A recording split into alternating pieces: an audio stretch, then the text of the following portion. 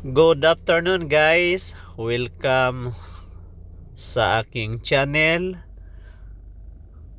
Magbibigay lang po ako sa inyo ng helpful tips kung paano gagamitin ang gear shifter ng parking position sa tamang paraan. Kaya yung gear shifter, ito yon, yung shifter lever niya. Yung common sa mga automatic transmission, mayroon siyang parking. Ito yung parking position, reverse, neutral, drive, may second drive, at yung low na ginagamit niyan, paahon.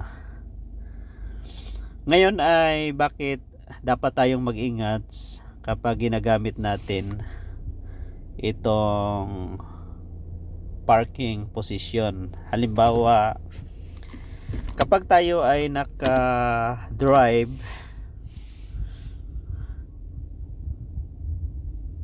habang tumatakbo yung sasakyan natin patungo sa ating parking, bakit dapat nating iwasan guys na i-shift natin yung lever na ito ng direct sa parking position, ganyan, habang hindi pa naka-fully stop ang ating mga sasakyan? Ano yung posibleng magiging problema kapag na-shift natin ito sa parking position at hindi pa naka-fully stop ang ating sasakyan? Ipakita ko sa inyo, may picture ako dito sa isang gadget. Pakita ko muna sa inyo yung component parts ng main component of an automatic parking mechanism. Kaya ang una ay mayroon siyang, ito yung actuator rod, compression spring, yan nakalagay. Pagkatapos mayroon siyang cam plate, mayroon siyang parking pole. Yung parking pole guys, explain ko sa inyo mamaya. Mayroon siyang pivot pin, parking pole, return spring. Ito yung mga component parts ng parking position ng ating mga automatic transmission. At mayroon din siyang parking gear at cam cooler. Okay, pakita ko sa inyo ang next picture. Kapag siya ay hindi naka-engage guys, ito yung parking pole. Yung parking pole na tinatawag, ito yung naka-carve na metal. Yan po yan. At mayroon siyang outer shaft. Ito yung parking gear na bilog. Yung outer shaft nandito nakakabit sa butas na ito. At yung itong nasa labas niya na mga gear, parking gear ang tawag dyan. Ito yung kanina, ito yung parking gear. At ito mismo yung mechanism na ito na naka carve siya, yan yung parking pole. Ngayon, kapag nag-i-engage yung lever shifter nasa parking position, ito siya, ito yung parking pole, tapos mayroon siyang parking gear. Kapag naka-engage, ito yung parking pole niya, mayroon siyang teeth o ngipin. Naka-engage siya dito sa parking gear kapag nasa parking position. Ito yon. Kapag naka-parking position, ilagay natin sa parking position. Iyan ang gear shifter natin. Ganito yung kalagayan niyan sa ilalim ng transmission guys.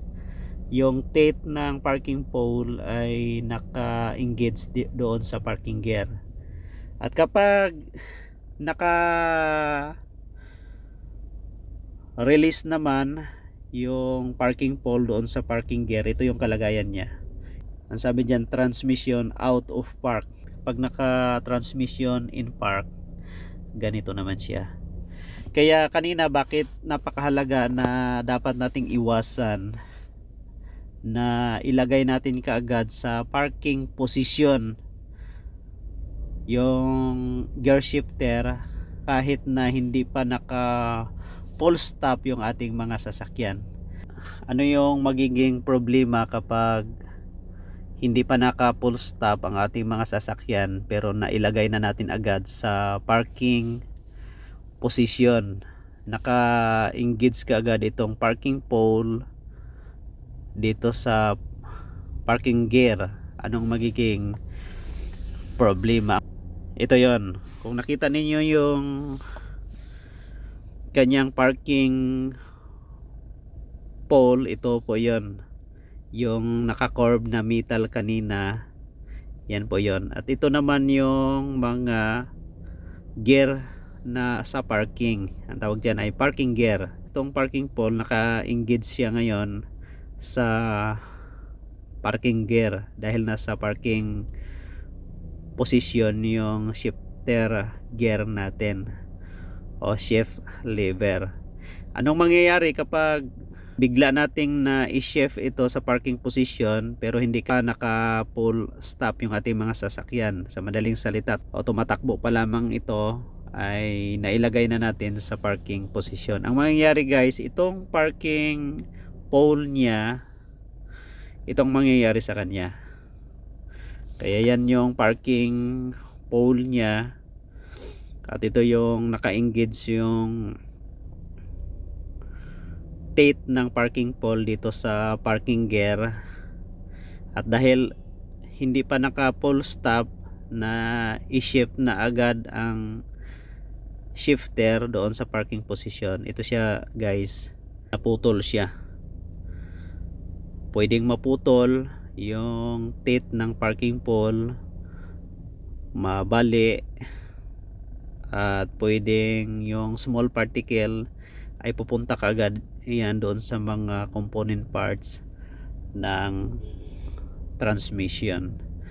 Gagawin nito guys ay bubuksan lamang ito, i-drain yung ATF, at mangyayari ito yon. Kaya ito yung parking pole, at dahil ito yung trouble din nito ay na-shift sa parking position ang gear shifter nang hindi pa naka full stop ang sasakyan, kaya na-damage yung parking pole. At yung mga small particle na metal, kailangang alisin yun kasi papasok yan sa kanyang gear, papasok yan doon sa maliliit na pressure plate, clutch lining, valve body, papasok yan dito, babara yan sa mga piston ng valve body at magiging cause yan ng malfunction ng automatic transmission. Kaya kailangan na alisin kaagad yon, i-drain, pagkatapos palitan ng bagong parking pole. Ito siya guys. Kaya yan ang dahilan kung bakit iwasan natin hanggat maaari na i-shift natin sa parking position ang gear shifter ng ating mga sasakyan nang hindi pa naka full stop. Kaya kailangan nating i-full stop muna ang sasakyan bago natin i-shift itong gear shifter na ito sa parking position. Halimbawa during drive, kapag nagpa-parking tayo, wag nating i-shift agad sa parking position habang hindi pa naka full stop ang sasakyan dahil madadamage ang parking pole at yung parking gear. Kaya ito lang po yung ating helpful information o tips kung paano gagamitin ng tama itong parking automatic gear shifter. Maraming salamat po guys sa inyong support sa aking channel, at pakisuyong paki-subscribe ninyo ako, paki-hit ang notification bell button para updated kayo sa aking mga video. Maraming salamat po at ingat kayo palagi.